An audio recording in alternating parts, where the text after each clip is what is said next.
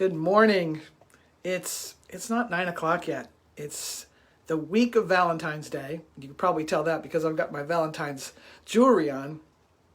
It's Thursday morning, and this is a very exciting, adventurous Facebook Live for you today.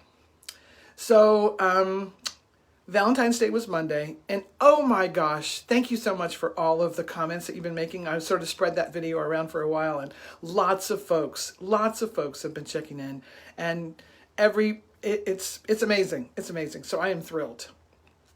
So you're probably wondering why I'm wearing my Valentine's jewelry now with a sweatshirt on. I mean, that's kind of crazy. Well, there's a reason. So you see this little bandage on my nose? Yeah, we had the Facebook Live maybe a week ago or a little while ago where I had a biopsy. And I decided that, you know what, no makeup and my white hair and a bandage on my nose, I'm still beautiful. And a lot of people got back to me about that one too. That was very fun. So the day after Valentine's Day, and this is why this is an adventure, we have about a week until what I was hoping wasn't going to happen is going to happen. And the day after Valentine's Day, I got the word that this was hot. The biopsy was hot, which means there's more basal cell. Hi, Margaret. There's more basal cell carcinoma in my nose. Now, here's why that's exciting. And you would think, number one, basal cell doesn't kill you. It's kind of deforming, but it doesn't kill you. And I've been on top of this for years and years. This is the third instance on my nose. Now, you know how much flesh you have on your nose? Like, I got some here, but I don't really have that much here. And that's because, good morning, darling. And that's because 20 years ago and 21 years ago, they already sliced some basal cell off my nose. Nothing's been happening for 20 years, and now it's back. That's upsetting.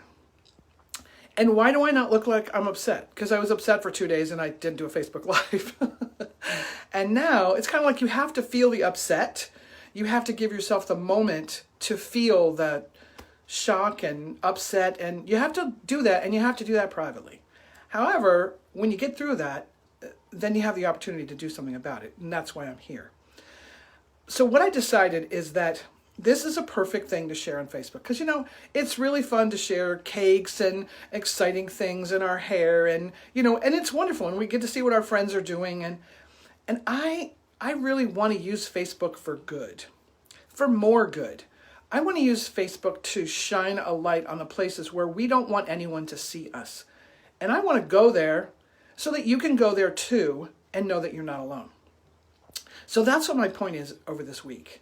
On Thursday, they're going to take off as much as they need to take off, and it may even go down a little lower. So it's like I'm looking into the face of a big change for my face, which I'm kind of attached to.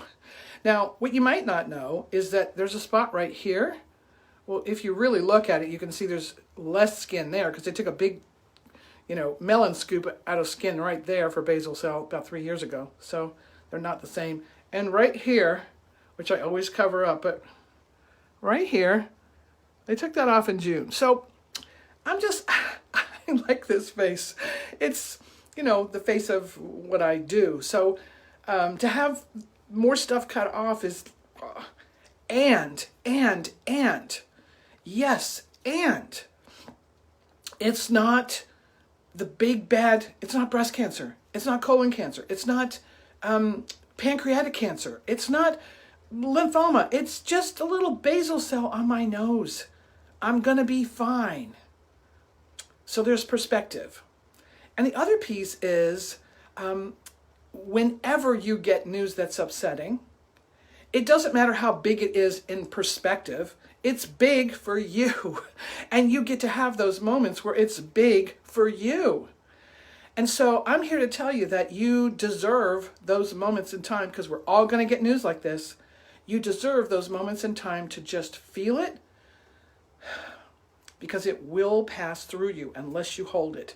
So I'm inviting you to let it pass through you. That's number one.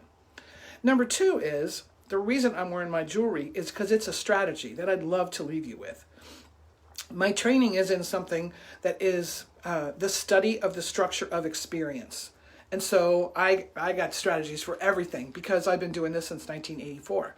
And so one of the strategies is to anchor in a positive state.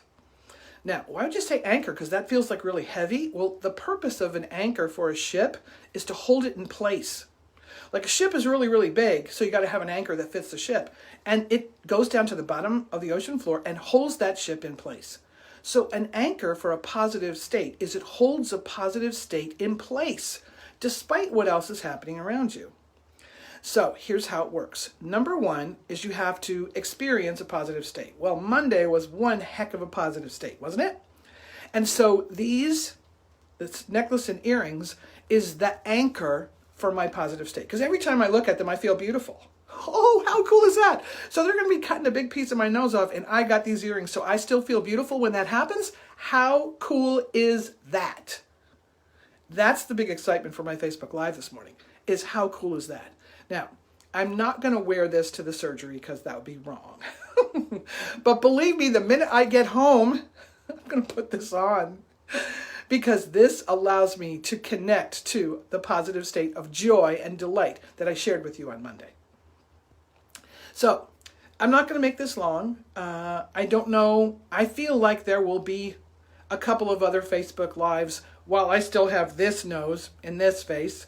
And then there'll be a couple of days when I got black eyes and look horrible, and I'll be off Facebook for maybe 4 or 5 days.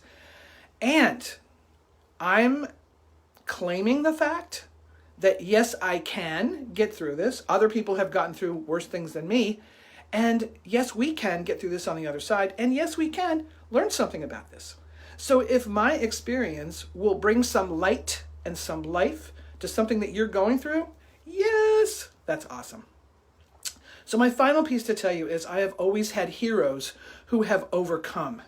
And two of my big heroes, and if you don't know these guys, I highly recommend that you Google them.